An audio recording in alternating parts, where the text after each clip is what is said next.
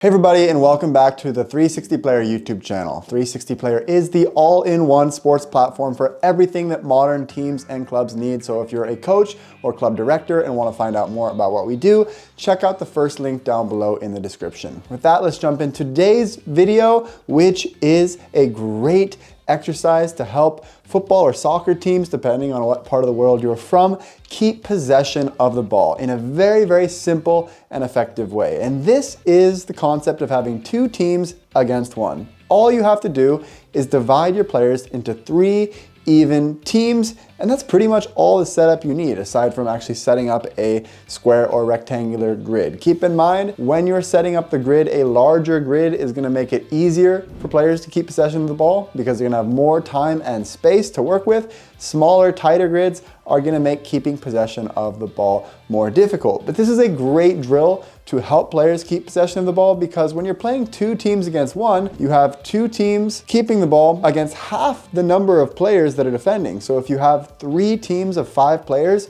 the team in possession is going to have 10 versus 5. Here in this example, we went to Sestao River, a club in Spain that is using the 360 Player platform in their youth and academy systems. And here you can see they've set up the drill with 3 teams of 7. So basically, we've got the 3 teams. We've got the yellow team, we've got the navy blue team, and the light blue team. And when 2 teams are in possession, they've got 14 players in possession on a very, very large field against only 7 players in defense. This is a great way, especially at those younger age groups, to help them work on passing, keeping possession of the ball, and not losing it, because they have a big numerical superiority. They've got double the players in attack, so there's always going to be plenty of free players to find and connect with, and they've also got a ton of space to work with.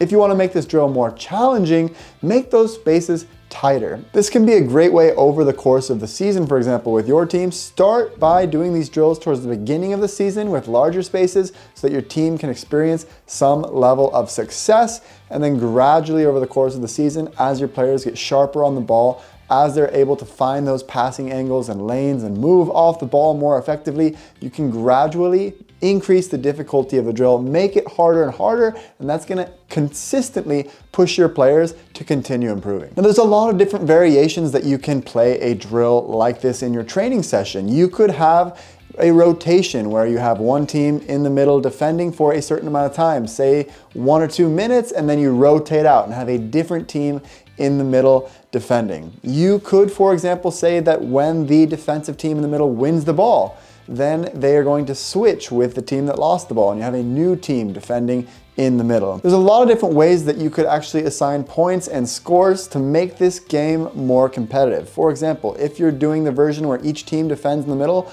for 1 or 2 minutes, you could say that the team that gives up the most passes defensively, they're the losing team of the drill. And that's going to motivate those defenders to really press and try to win the ball so that during their time defending, they're not giving up the most passes. That's going to make the drill more competitive. You could say that the teams attacking, for example, can earn a point if they can connect 10 passes in a row. And that's also going to be a motivation for that team in the middle to not give up 10 passes. So there's a lot of different ways that you could create point systems. You could even add more external point systems as well. For example, perhaps if the teams connect 10 passes in a row, the next objective is to actually score on a goal on the side. Maybe the players are going to dribble through some cones on the outside, or maybe you're going to even add a large goal and some goalkeepers, and after the teams in attack connect a certain number of passes, they can then attack on one of the goals in the drill. So there's a lot of different adjustments and variations that you can use this 2 teams versus 1 concept and put your own creativity and own spin on it as a coach to design some really effective training sessions for exactly the types of things that you want to work on with your team. If you found this video useful, feel free to drop a like, and if you want to see some more great drills to help your team keep possession, check out this video right here. Thanks for watching. See you guys in another video.